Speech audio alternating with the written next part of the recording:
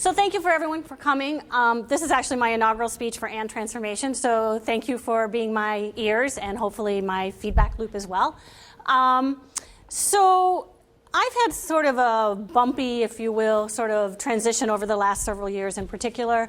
And along the way, I came to realize that, you know, when we talk about transformation, everybody has a different definition of what it means, and it's not always positive. In fact, in many ways, it's very negative. And so through my experiences, I set out to say there's got to be a better way. And so And Transformation is, in fact, a product that I launched. And I specifically say product, right? Because people say, oh, so, you know, if it's a service, then you, Jenny, what are you giving us? And what I'm saying is, no, this is a way for organizations to think about change differently. So why And Transformation? Why do I want to do that? So for two reasons, and two reasons only. First and foremost, change is the only constant. We fool ourselves if we think that we can stay somewhere and never change. That's not going to happen, as we all know. And we are not naturally, as humans, wired for change. So if we're not wired for change, and yet change is something we always have to do, how do we create an environment where we can make that be successful, both in our own lives and in organizations? So And Transformation says in organizations, you need as leaders to be able to do both. You have to both run the business and you have to grow and change your business. And fundamentally, those are different skill sets. Because what you do to be successful running your business, you are at some point going to have to change that and potentially lose your positional or reputational power to work differently in the future. And Transformation says you have to come together as leaders to work together on a shared direction to move forward. So how did And Transformation come to be? So along the way, you know, I've been in Kettering for a while, and I talk to people about what I do, and it's taken me a long time to really succinctly say what I do. I move organizations forward, period. That's what I do. So when I tell people what I do, I get answers like, oh my God, you get fired all the time. You know, one of our fellow Kettering members said that to me, and it was really an eye-opening experience. And I'm like, you know what? You are right. I do get fired all the time. And that's a terrible reflection of my career because I move organizations forward. So early career, when I was doing more technical work and frontline work, it didn't matter so much. But as I advanced in my career and I started dealing with the leadership teams, the leaders who needed to change to move forward, that became a big problem. I got fired all the time. Oh my God, that's impossible, all those egos, right? So you get to where you are by being successful. You don't want to change that. If someone comes along and says, you really need to change your behavior and change what you're doing so we can be successful in the future, no, thank you. We are not interested. I get this one a lot. I know lots of companies that need you, but they won't hire you. So it goes back to the other. No one's going to hire you to come in if you're going to change what's made them work and successful. You're interfering with their financial gains as well. There's a role that I applied for. You know, I always keep my eyes open, right, as we all do for roles. And there was a role I applied for with a large insurance company last July.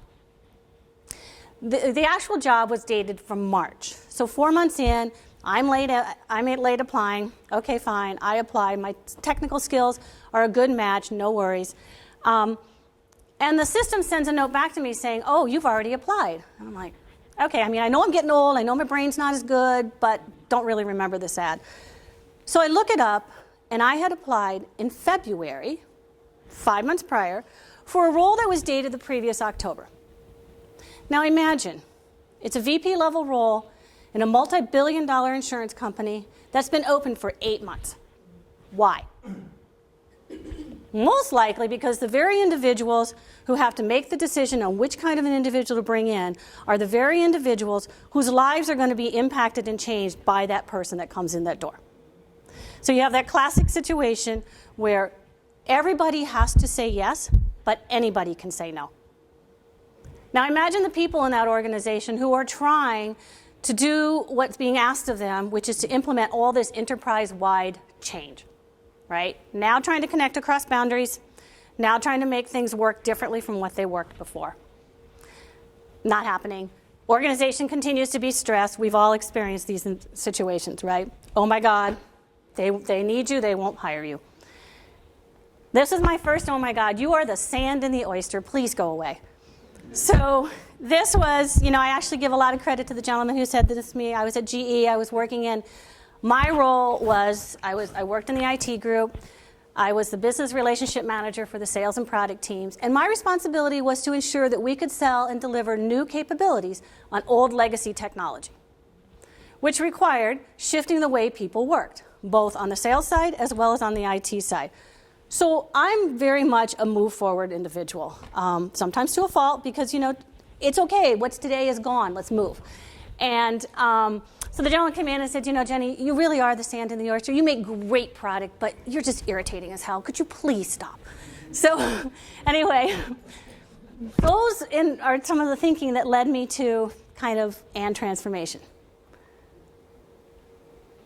So I want to talk a little bit about my personal journey, because you can't have your career, I've come to realize, and not have your personal. They're all intertwined.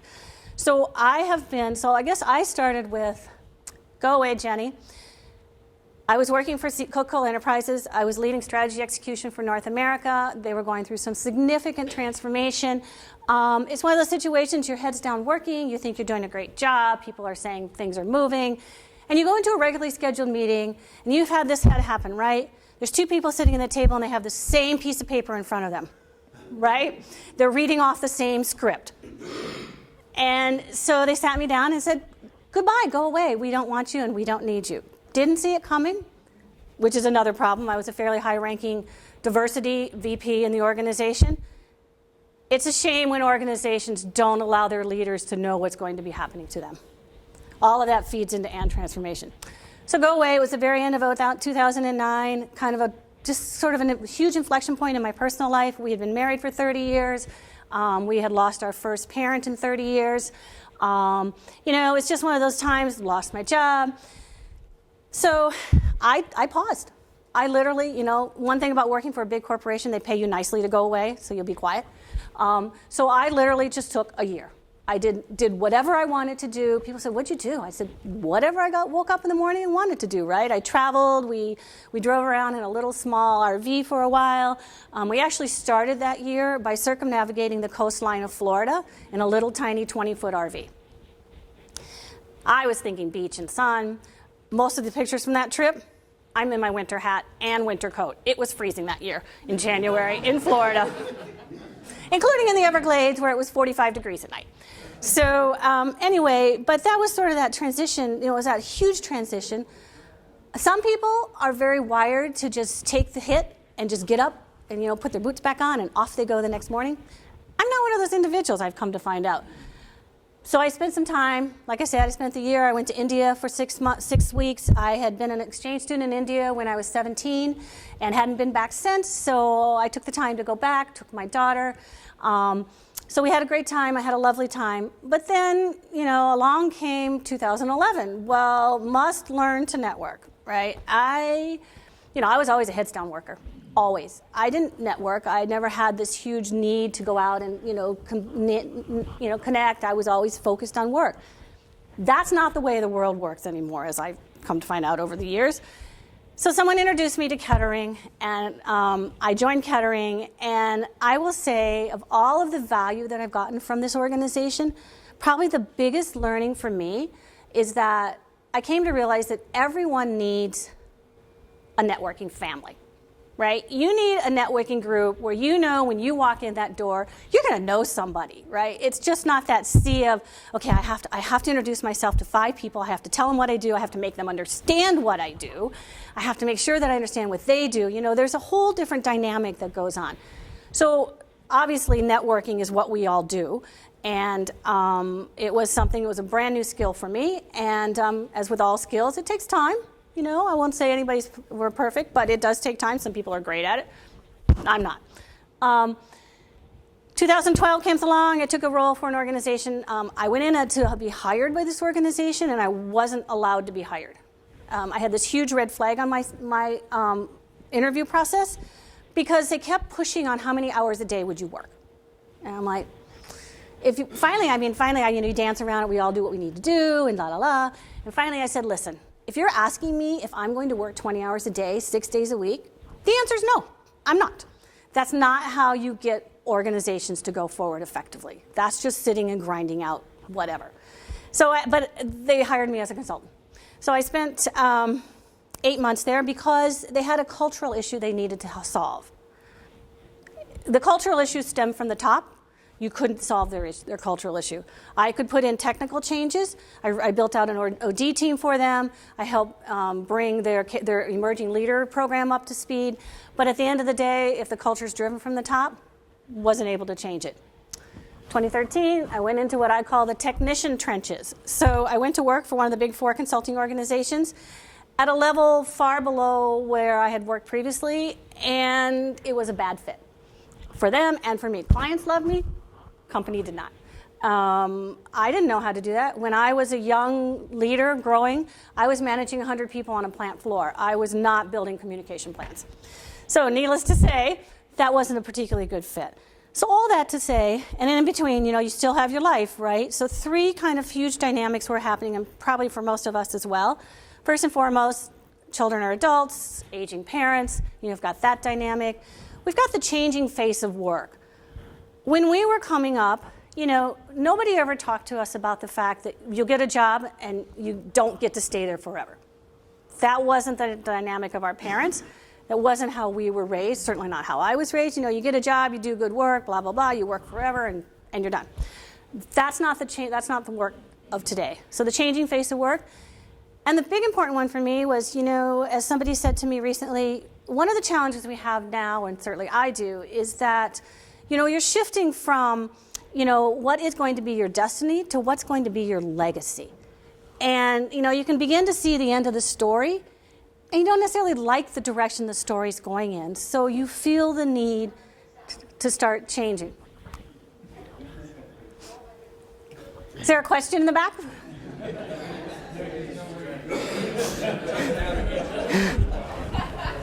Am I boring you?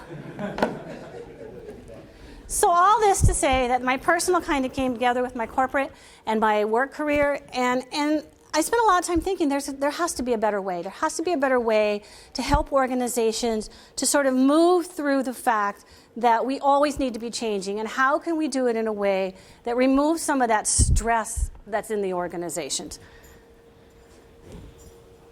So the term I use is we are all VCWs. Anybody know what that is? We are all veterans of corporate ways, right? We've all been trained in corporate ways. We all understand the dynamics of corporate ways. We all understand what works and doesn't work. And we're having to reinvent our value proposition over and over, and not necessarily by choice.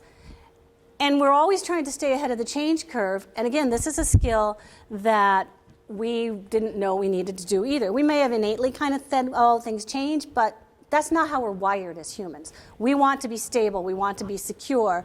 We want things to stay stationary. So what is AND transformation? It is a perspective and a framework on how organizations can successfully embrace change as a strategic advantage. So we have organizations, they talk a lot about change. We talk about startups. We talk about, how do you start to build an organization or to keep an organization fluid and dynamic? This is, and it's my opinion, so it's in what I almost put IMHO, right, in my honest opinion. But I believe strongly that an organization, if they have a particular perspective and framework around what they mean when they say "and transformation," that it can successfully work.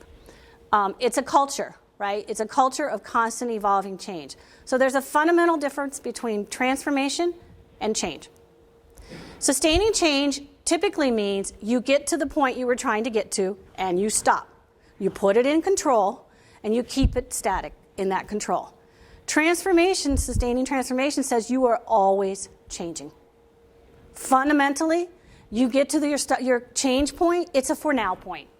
You hold steady state, you may improve it for a while, but it is going to be coming back into a change at some point in the future. I believe and transformation is your move forward function in the organization. Back to you as leaders need to be doing two things effectively. You need to run your business and you need to grow and change your business. How do you bring together the senior leaders in an organization who have their own functional responsibilities, their own functional spheres of influence and power, and have them work together across those white spaces to create a different a different corporation moving forward, or a different organization? I believe that's the responsibility of the and transformation function, that its sole purpose is to be moving that organization forward. And there's a lot we can talk about here in a minute about that.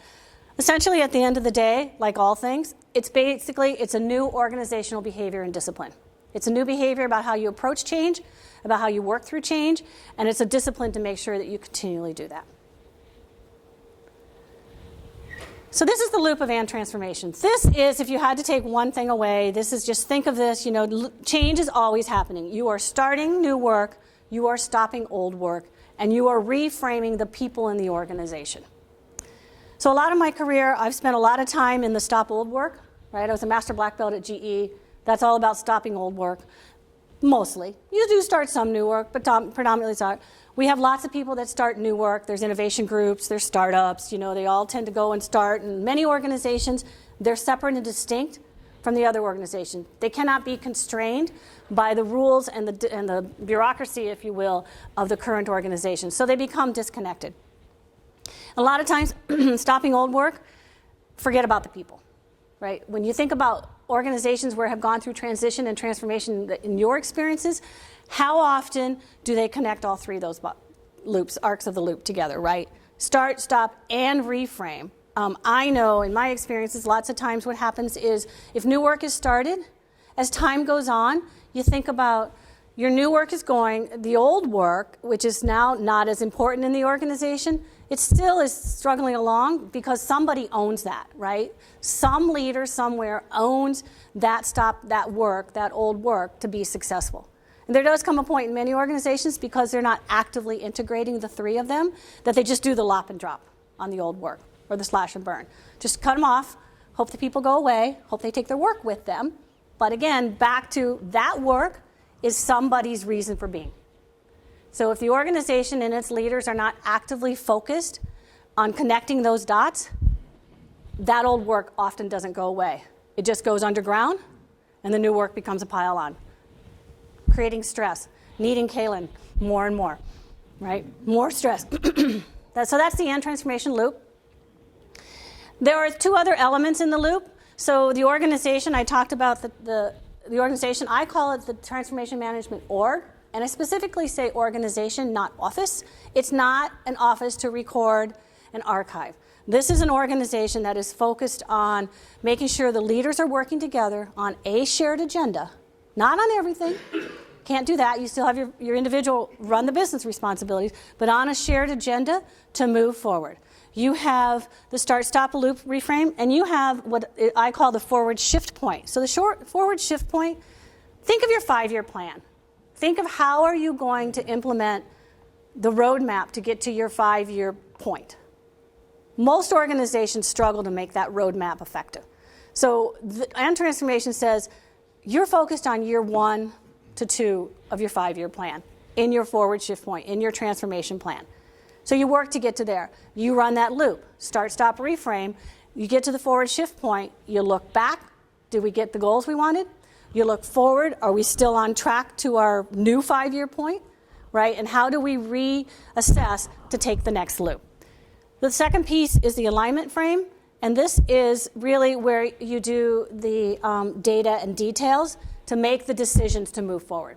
Because at the end of the day, this is all about making decisions, right? This is all about how do leaders work together across their boundaries to make shared decisions to move forward. I actually started this thinking with SPOT, what I call SPOT, this piece right there. So when I was at CCE, we were struggling because we had lots of different initiatives working, and they were often working at cross purposes to each other. So one initiative was changing a process, a second initiative was coming in and unchanging that change to make a new change. And so I put this together, right? And I said, because we're not looking at everything. We're not necessarily linking the business rules to the process, to the people, to the tools and technology. So I put together, I was really excited, I knew it would work, you could see where all the changes were, you could see where the redundancies were, and I took it to a good friend of mine. Actually, in the beginning, it was just strategy, process, tools, and technology. And she looked at it and she said, well, this is all really nice and fine. She said, but where are the people?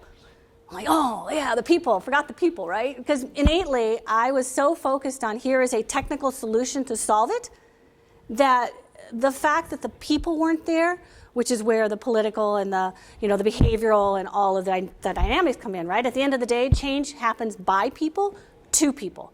So if I don't get them in the loop, they're not there. So it started there, but as time went on, I realized that Spot in and of itself, which collects all the data and the details, doesn't address the behavioral and the cultural needs of leaders to effectively move forward with change and therefore and transformation. So this is just a picture to say, and transformation says change is constant and evolving. If you're going to sustain transformation, you are always changing. Therefore, each and every loop changes. Doesn't mean that what's in each loop is the same. It means that you're constantly evolving. There is a concept that I talk about in, by the way, I wrote a book on this. So people who know me, I said, where are you with your book, right? Because I've been talking about it for a while. It is actually at my editor for the final edit. So if anybody knows of a book publisher that is interested in publishing a business book, by all means, I'm happy to take their name. I'm almost to that point of book proposal. So anyway, one of the concepts that I talk about in and transformation is what I call the rule, I used to call it the 25% rule. And that says that at any point in time in your organization, 25% of your organization is in the loop in some way, shape, or form. They're either starting new work, they're stopping old work, they're being reframed, they're being reskilled, maybe they're being exited and being skilled in a different way outside the organization. But at any point in time, 25%. So I was speaking with a friend, a finance lead, and he's like, oh my God, that's just way too much. I have a business to run. And I said, yes, I understand that. So I kind of backpedaled a little and I said, okay, 10 to 25%. But think about it. If 10% of your organization is in a loop at any point in time, so let's say a loop's a year long, right? That means that it's taking 10 years for each and every individual in your organization to shift to a different way of working. Are your organizations moving at that speed? Or are the markets and customers dictating that you move and shift faster than that? So when you think about that, think about how much of your organization is focused on moving forward as opposed to keeping today's state running. Because if 90% of your organization or 100% of your organization is focused on running the business, who's growing and changing? And the more you focus on running what it is today without making sure you're staying connected to tomorrow, the more likely you are to entrench behaviors at leader level that say, I need to stay this way. This is my value. No one's taught me a different way to add value. They're not providing me a different way to add value. The other thing I will say about this is that when you think about, we always hear about how the millennials, right? The millennials, they want all these experiences. They want to take a job, they do it for a while, they're like, okay, I know that job, I want another job. And so the reality of is the way that work is done today is actually shifting that way. So how do we keep our organizations dynamic in a way that career growth isn't the traditional vertical? That it is just as accepted and just as valued to have career growth be horizontal. Whether it's you're working on one product today and tomorrow you shift to a completely different product and learn a new market. Whether it's, you've been reframed differently, so you take, the idea that we always move up, in my mind, is gone. And, the pyramid's small at the top, right? We all have felt that pain. So I think that in tomorrow's organizations, we need to have organizations that are dynamically able to give people good careers horizontally as well as vertically.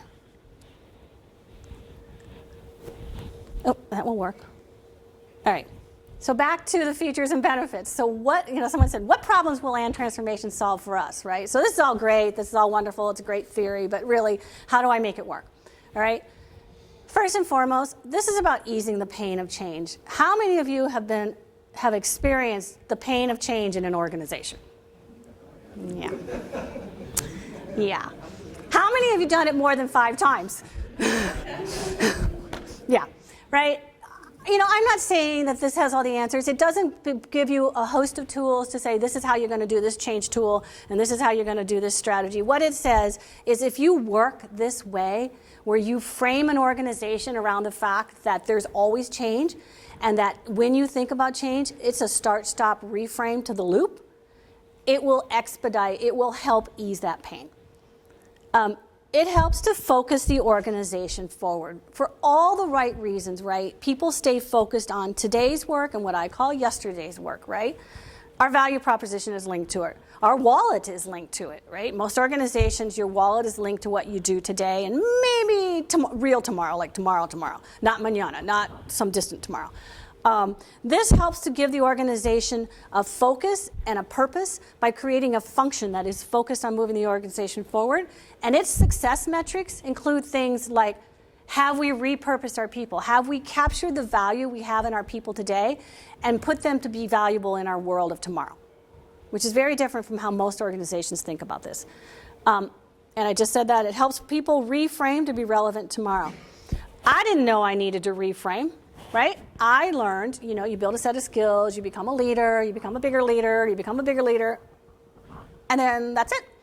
Well, these last few years have been a significant reframing for me in particular, and I know that all of us have felt this as well. And if we had an organization where from the time we start working till now that it's expected that people reframe, I think it would make life easier, personally. All right. So the slide didn't come up. I know it's an eye chart. It's intended to be an eye chart. If there is a card sitting on this table and out in the front, if you want it. So one of the things about and transformation, people say, okay, so what is it you do, right? So how do we get that going? All organizations have a different start point for where they are in their change journeys. So when you think about how do I go back and talk to people about this, do they need to be educated on, what this means to have constant evolving change? Are they looking for opportunities? Are they scouting around? Have they already started it? Leaders just need some guiding on helping to build this capability in their organization.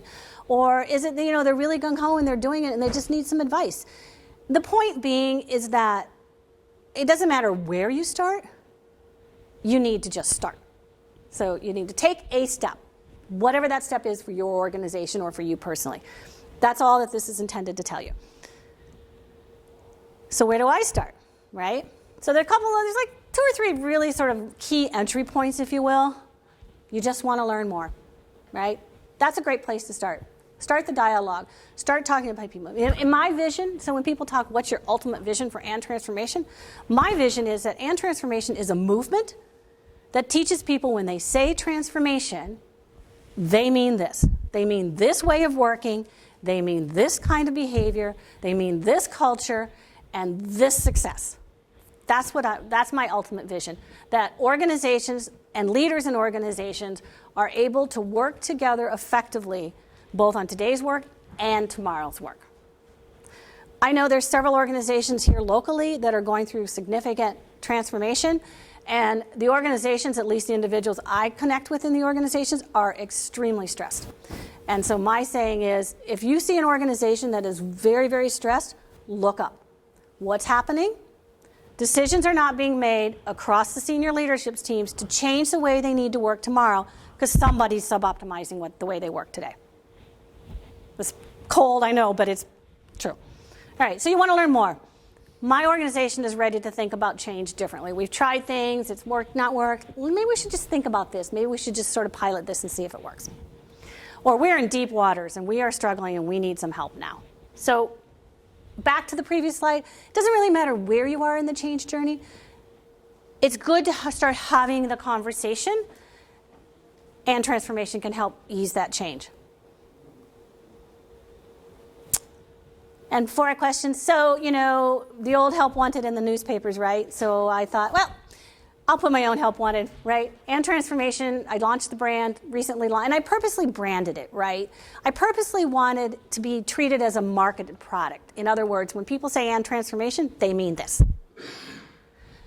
So if you know of organizations that are ready to invest a little and start the dialogue, absolutely. If you know of organizations that would like to hear more about it, speaking particularly to leaders and boards, great. always feedback. So here's the thing about and transformation and getting the word out. Back to the example I shared earlier with that VP role in the insurance company that was really high up. The individuals that need to change most often in the organization are the very individuals this will scare. So, as somebody said to me, you know, you're selling something nobody wants.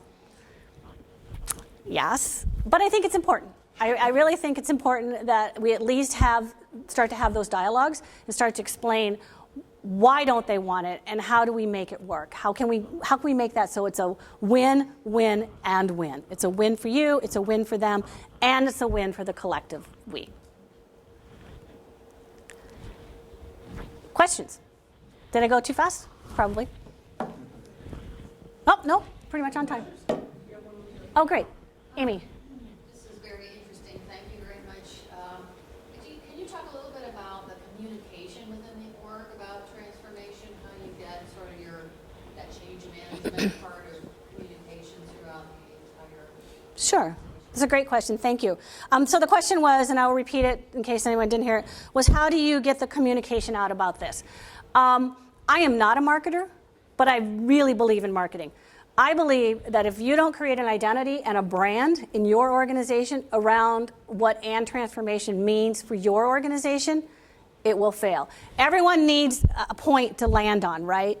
Whether that is like, so I worked with a coffee company and they branded their work bean, right? So coffee beans, right? Be excellent at new ways of working, new culture. So it gives people a focus. So yes, you need to brand it, put an identity to it.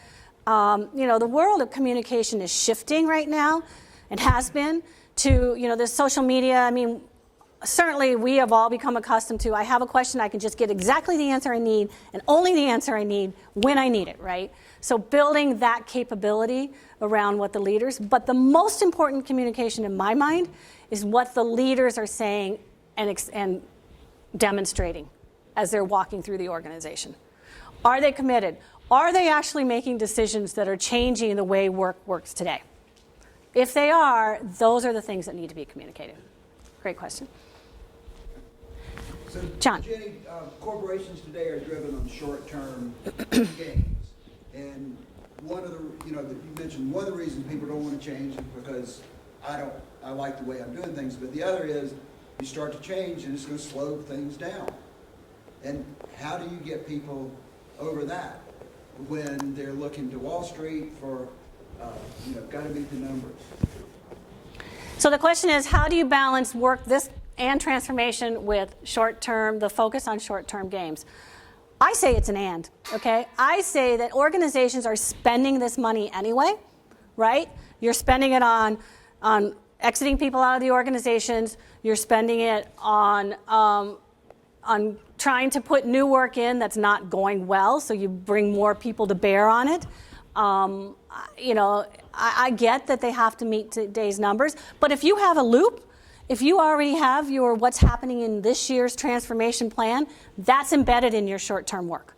That is a short-term work, right? All organizations have strategic initiatives, right? What they are and how they are and who has access to them and who knows them differs, but all organizations have strategic work embedded into their short-term gains.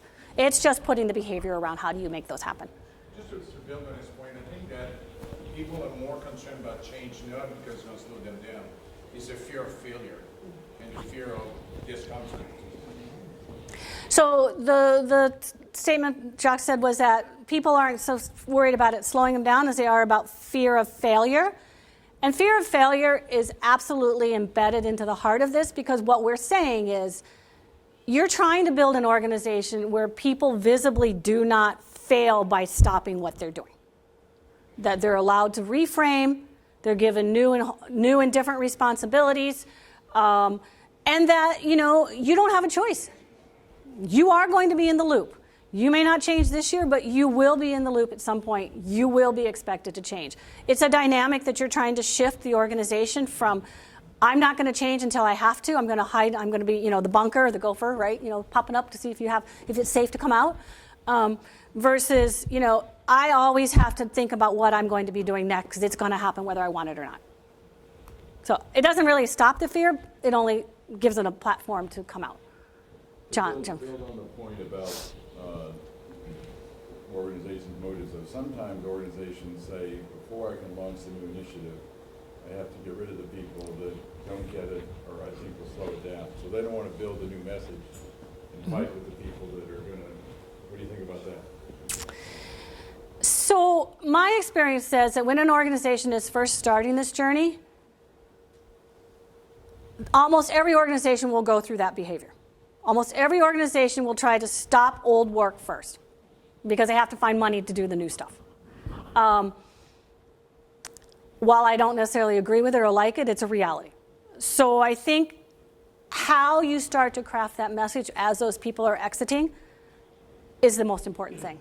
And it's different for every organization. So some organizations, they're so accustomed to just seeing their friends here today and gone tomorrow that one more round before you start, while not right, is probably what they're going to do. In other organizations, if you've not had a layoff in 20 years, how you manage harvesting that money to start moving forward should be different. There's no one right answer, but it's a fact. Most organizations, money doesn't grow on trees. Most new has to be funded from the old. I don't think I addressed it well, but I don't know that there's a good answer to your. Yeah, the point I was making is this. I really like the picture you laid out, but for some companies, it's hard to first craft a message and say, here's where we're going. Right. While the people that either you don't need or that you think will argue with that are still hanging around. So sometimes you're forced to deal with those people before you do the message, which is right. not ideal, but it's sort of reality. Right. Well, and thank you for calling that out, because one of the things that's in this loop, right? So you're in a loop, but you're not necessarily, it's not linear, it's circular, right? So you may stop some old work, meaning reframe a few people, then start pulling it in with crafting it. I mean, at the end of the day, I have what I call the troll at the bridge. If you have 5% of your organization that is never going to get over the bridge to the new way, do you spend all of your resources trying to get them over? Or do you just say goodbye, just the troll at the bridge, say goodbye to them, and you bring the other, and you use your resources effectively? That's a leadership call. That's not there's no yes or no answer. I've got, and then I've got you. Can you contrast this to kind of like, I'm in software development, and they have a technology that they call agile development. Doing sprints. Mm-hmm. You don't know the future exactly or have certain requirements, but you're working toward the adoption goal. So it seems similar. Right. So the question was, how does this compare to Agile? And it compares very well in that Agile is all about starting new work iteratively. I will tell you the challenge that I personally have experienced with Agile in organizations is it's right here. It's how am I connecting the start and the stop? How am I changing? Because the software says I now work this way, doesn't mean I now work this way. It says how I'm supposed to work this way, which is very different. And so if the organization is equally focused on the Agile in starting the new work iteratively and focused on making sure that the rest of it around that technology, the business rules, the people, the processes are all equally iteratively changing, it works well. Otherwise, I see disconnects. But it's very similar in that respect, yes. Susan. What I've seen is typically this stop old work happens, like you said, layoffs. I really don't see organizations reframing. Okay, you do this, and they don't really give them the opportunity to, and maybe they could. I mean, what would you suggest or have seen that actually worked? So I've seen a couple of different examples. I had an organization, I was brought in GE to pull together 4 back office organizations of about 150 people. Cumulatively, my people had 600 years of experience in like a 50-person group, right? So I had people that had been there a really, really long time. There were no roles for them in the organization moving forward. That was clear from the first day.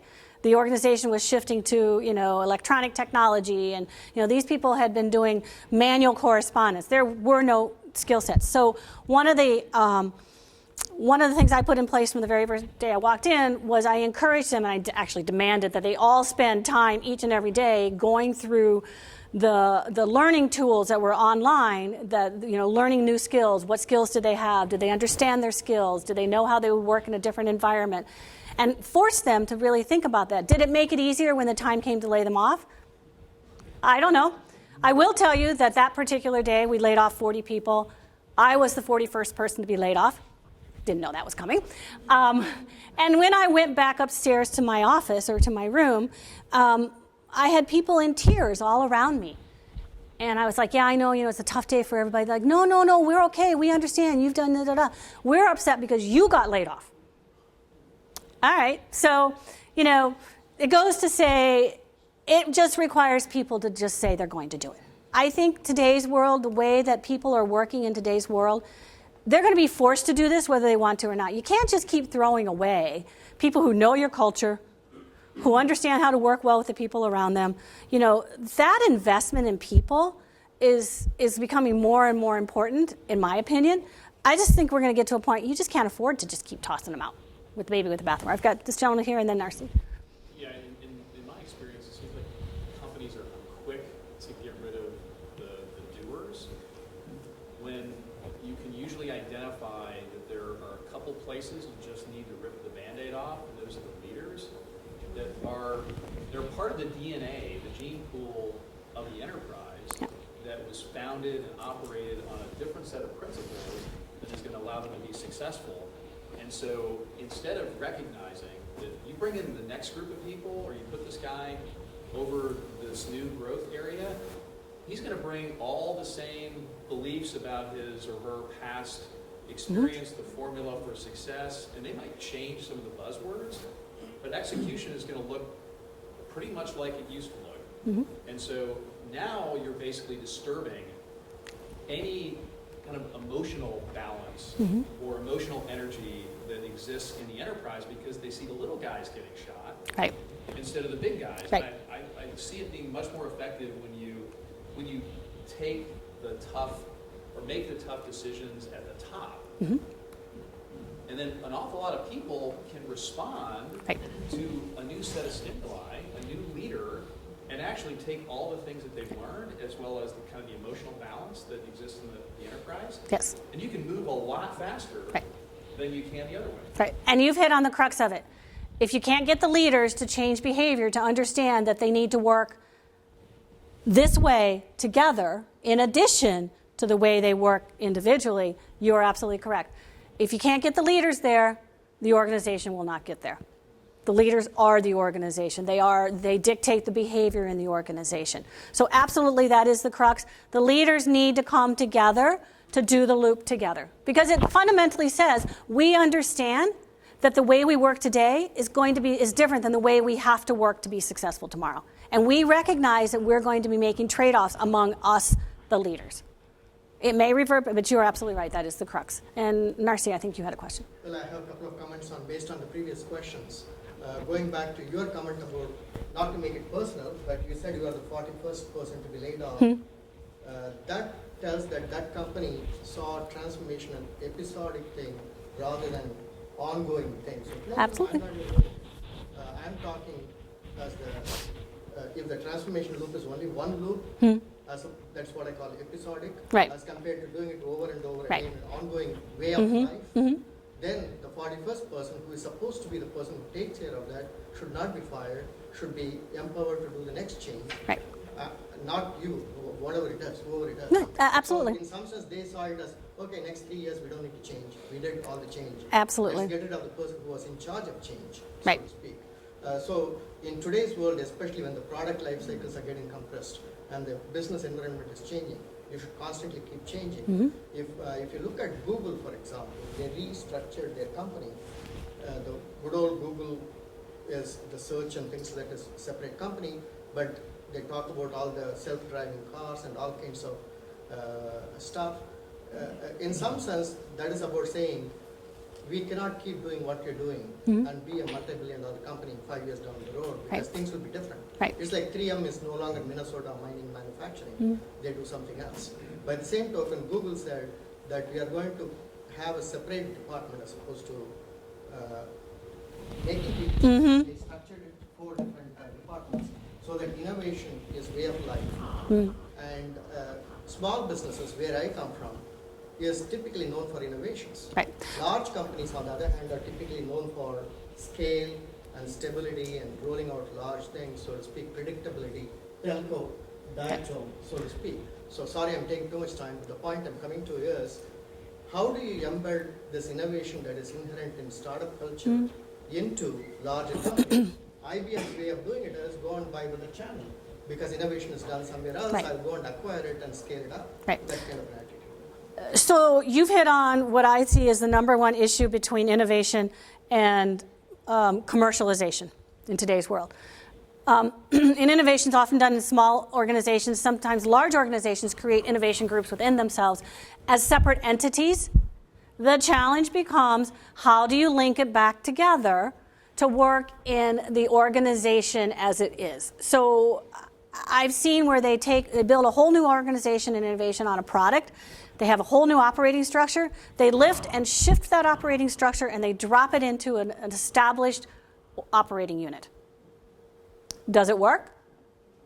No. The way they work is different. The rules, the culture, everything's work, because from the beginning, they're not focused on integrating those. I hear what you're saying. The challenge becomes, the real question is, how do you make large corporations not be so stagnant? And that's a question for a whole nother topic. So, any last question? Yes? So, I'm asking this question to help you, but what is the benefit of and transformation? Back to my original comment about feature benefit. You talked a lot about the feature. What's the benefit? The benefit is that organizations become much more agile in the way, back to these words, much more agile in the way they continually change for the future. They continually morph into the future. They accelerate their speed of change. And the benefit of that? Is that you spend time making money, not spending it fighting the change issues. So 3M is no longer stuck in mining. We can find out what is the future and stay Right. with the future, Right. rather than stuck in the past. So I'll ask you to answer my question. There's a couple factors. Okay? Retention, there's a war on talent. Retention is becoming a really big issue. Retention of good people. This ought to play heavily into retention of the people you really need to keep, That's a good point. which would be a big benefit. Absolutely. I would talk about your company versus companies, if you're trying to personalize it. Okay? Your company will experience. Mhm. And I would talk about speed of market. Great. Thank you. Appreciate that very much. Anything else? I know we're probably running time. Thank you very much, Jim. I really greatly do appreciate that. Was there a question in the back? Well, just a fast comment. I think that organizations, there are two components to change. One, of course, is the leadership of 2.0, because if those folks at the top are on board and driving it, it's not going to happen. Right. And two, the reason why the change is occurring. Why are we changing? Why do we have to make a transformation?